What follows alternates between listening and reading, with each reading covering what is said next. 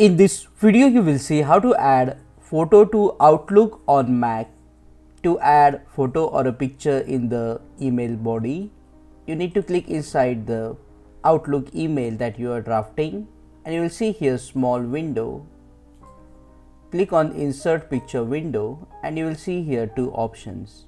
If you have a picture on your computer, just select the first option, Picture from File, and then search for the picture on your computer, or you can directly select the picture if you know. After selecting, just click on Open and the picture will be inserted in the Outlook email body.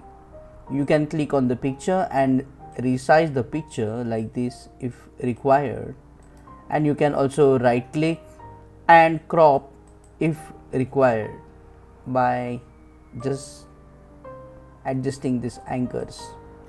In this way you can add picture or a photo in Outlook on Mac. Click on that like button, comment below and let me know if this video solved your problem. And don't forget to check out these useful videos if you want to learn Outlook on Mac quickly. See you again in the next one.